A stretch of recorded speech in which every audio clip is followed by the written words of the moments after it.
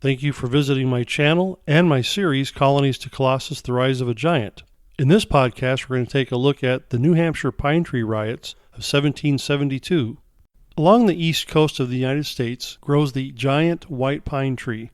These giants grow particularly well in New England and into Canada and can reach heights of over 200 feet. Not only could these giant pine trees produce copious amounts of lumber, they were also critical to the Royal Navy of Britain.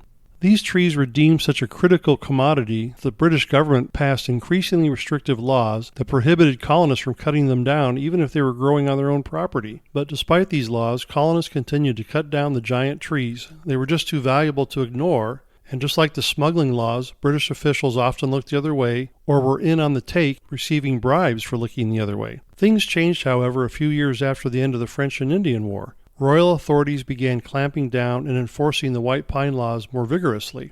These enforcement efforts fell heaviest on the colonists in New Hampshire and in Maine, which was back then part of Massachusetts. Frustration with these unfair laws boiled over in the town of Weare, New Hampshire, in April of 1772, when the sheriff and his deputy came to arrest Ebenezer Mudgett for cutting down these giant white pines that were actually on his property. A mob, however, brutalized the sheriff and his deputy and sent them packing. On the screen now is a photograph of a stand of these white pine trees. You can get an idea of how big they are by comparing the little red rectangle towards the center of the picture, which is about 6 feet tall, to how big these trees are. Long before Europeans came to North America, the Indians used the white pines for everything from food to seasoning for their food to bedding to medicine, and they even used it to fumigate their dwellings.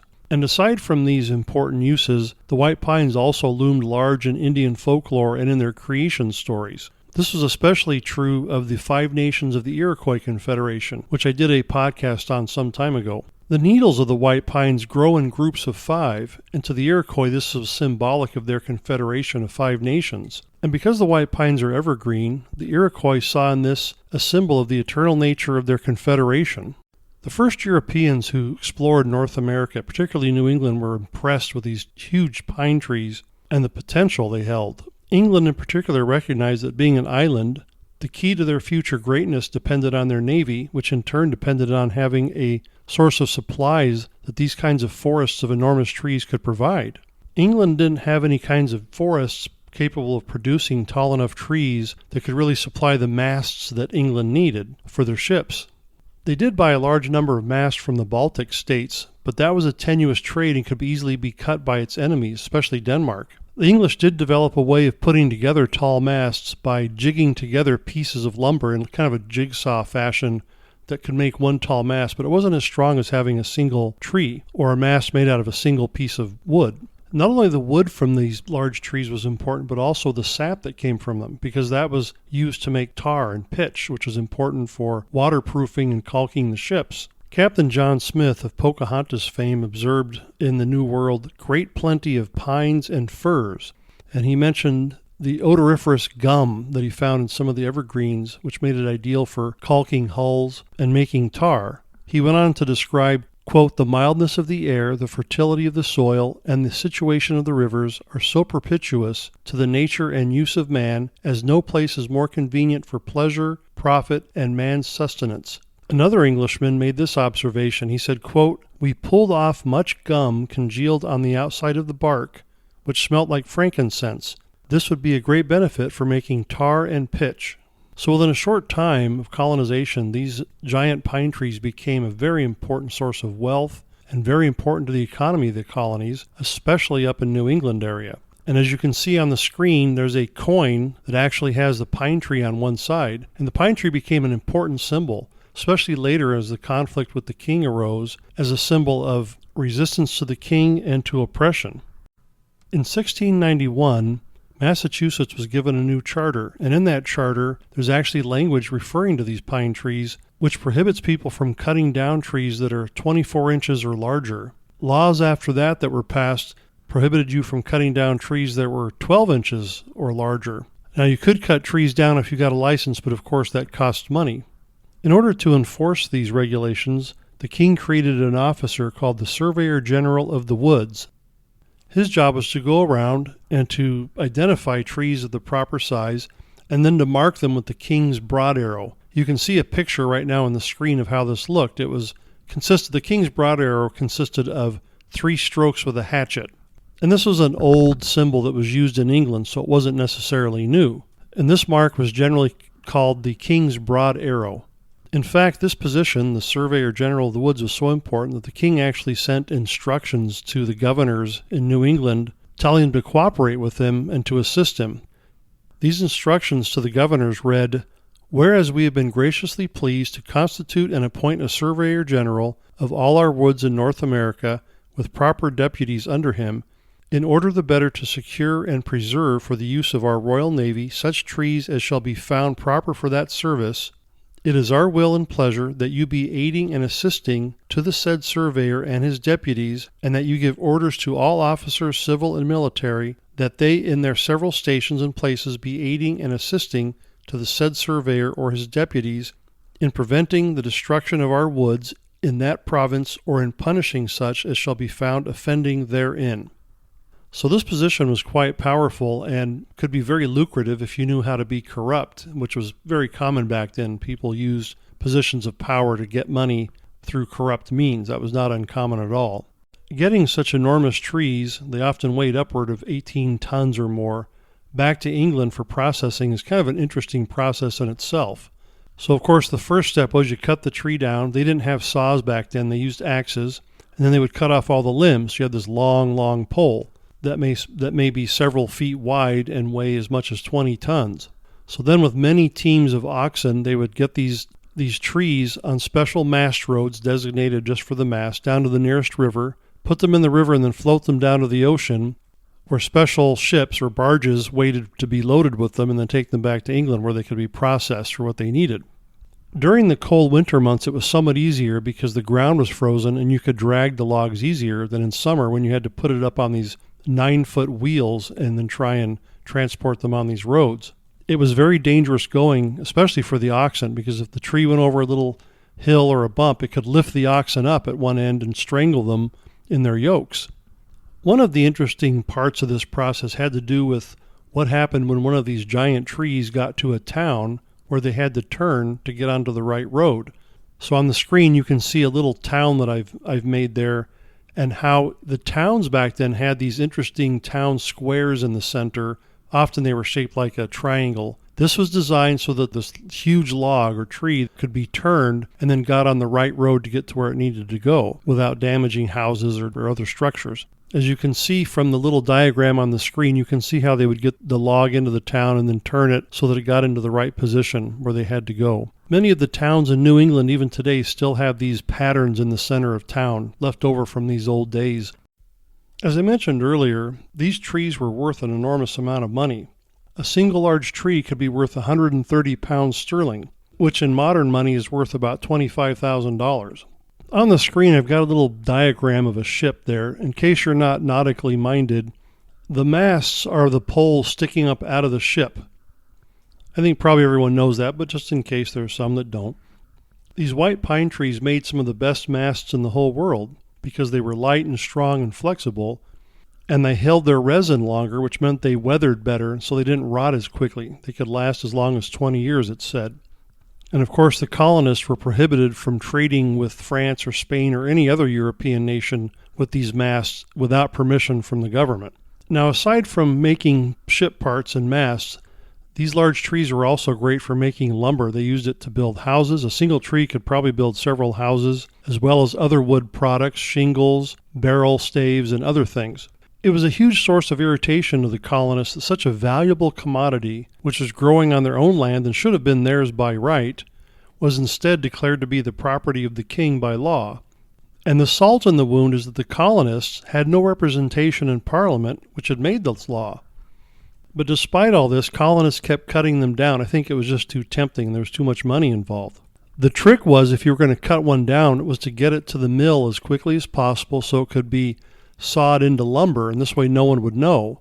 If you got the tree down to the mill, though, before it was cut up, and the deputy surveyors or the sheriff happened to come around, they would see these big, huge logs sitting around with the king's mark on it.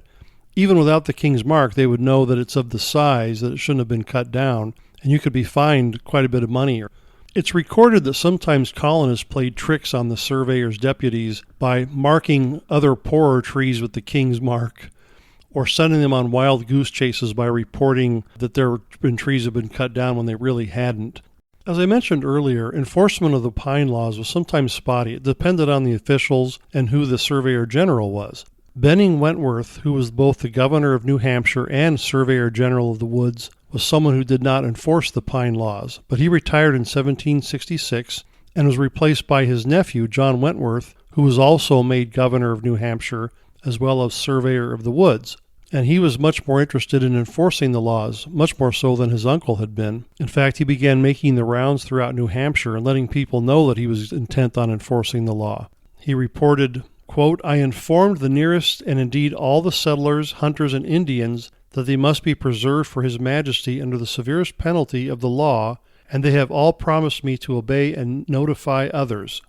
Strict enforcement of the pine laws had led to riots in the past. I think that's maybe one of the reasons that Benning Wentworth had not enforced them too strictly. But now with John Wentworth in there, he was determined to enforce them, and I'm kind of surprised that he didn't see these riots coming.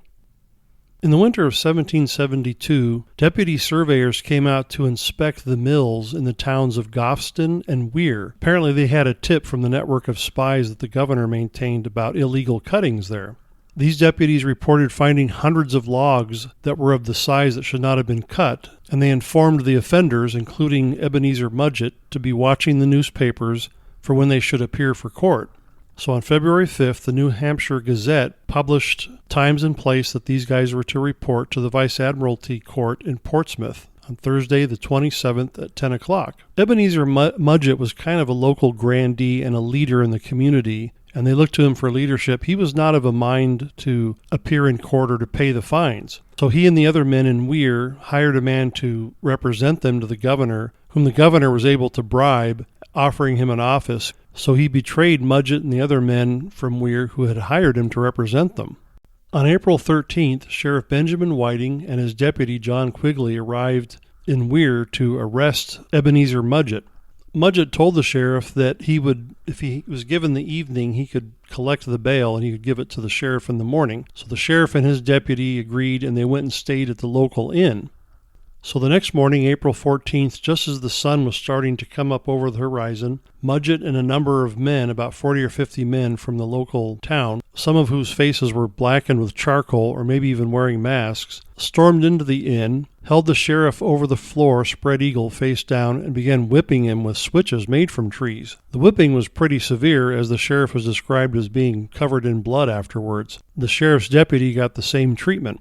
After the whipping, the men went out into the shed, grabbed a bucket of whitewash, and gave both the sheriff and his deputy a coat of whitewash. They then went to the sheriff and his deputy's horses, cut off their tails and their manes, and cropped their ears, and put the sheriff and his deputy on the horses backwards, riding backwards, and sent them packing out of town. On the screen is the account that was published in the New Hampshire Gazette a few days later, and it gives a pretty lively account of what happened. The sheriff and his deputy rode to another town nearby, talked to the local colonel, had them summon the militia, and they came into Weare looking for Mudgett and the men who had done this to him. One of the men who participated in the riot was captured, and Mudgett and the other men involved felt pretty bad that what might happen to him, so they agreed to pay his bail and to appear in court and just kind of take their lumps. However, when they got to the court, they were only fined 20 shillings, which was kind of a piddling amount considering the amount of abuse they did to this corrupt sheriff and his deputy. The sheriff was naturally quite angry about this. Now, the irony about all this is that Ebenezer Mudgett vowed he would never pay another shilling to the crown. He never did. So in 1976, over 200 years later, during the bicentennial celebration, a local group there in Weare actually collected the fine and sent it on to the British ambassador in Washington, D.C., who then graciously determined that no, all was forgiven, it's all forgiven. It's kind of interesting to think that lingered for 200 years, but they did try to pay the fine. As the War of Independence began, New England took determined measures to stop the white pines from falling into the hands of the British, and the British were just as determined to get the trees, or at least to prevent the colonists from trading them for military supplies with the French or the Spanish or other European nations. In future podcasts, when I start talking more about the battles of the American Revolution, I'll go into more detail about some of the military things that happened in southern Maine, where the British were trying to get these white pine trees and the colonists were preventing it. During the war, the white pine remained a symbol of defiance to oppression and a symbol of freedom. On the screen right now, you can see a famous painting of Bunker Hill. Down towards the bottom center, you can see Joseph Warren, someone I've talked about before, a patriot leader in Massachusetts. He's the one on the ground in the white suit who's being skewered by British soldiers and their bayonets. If you look to the left, to the top left, you can see I've drawn a red circle. If you look carefully inside that circle, you'll see a flag that has a pine tree up in the corner. So the pine tree was used on several different kinds of flags and banners. It had been used as a symbol as early as in the 1600s. Also during the war, George Washington commissioned several ships, and those ships flew the flag that you now see on the screen, a white flag with a pine tree that says an appeal to heaven. So as you can see, the white pine continued to be an important symbol, and it still is today. In fact, if you go to Massachusetts, to Boston, if you go to the state capitol building in Boston, you'll see a big pine cone on top of the Capitol dome. For further reading on this topic, I recommend the following books and articles. White Pine, American History and the Tree That Made a Nation by Andrew Vietz. Ebenezer Mudgett and the Pine Tree Riot by Connie Evans. Governor John Wentworth and the American Revolution, The English Connection by Paul W. Wilderson. Colonial New Hampshire, A History by Jerry R. Daniel. Royal Instructions to British Colonial Governors, 1670 to 1776, edited by Leonard Woods LaBarrie. Flags of American History by David D. Crowthers. The Journals of each Provincial Congress of Massachusetts in 1774 and 1775, and of the Committee of Safety, with an appendix containing the proceedings of the county conventions.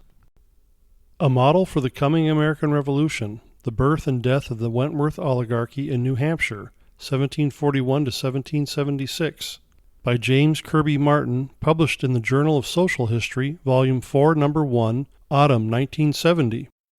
Politics in New Hampshire under Governor Benny Wentworth, 1741 to 1767, by Jerry R. Daniel, published in the William and Mary Quarterly, Volume 23, No. 1, January 1966. The Pine Tree Riot by Pamela Murrow, published in the Journal of the American Revolution, February 4, 2013. I also recommend the following electronic articles.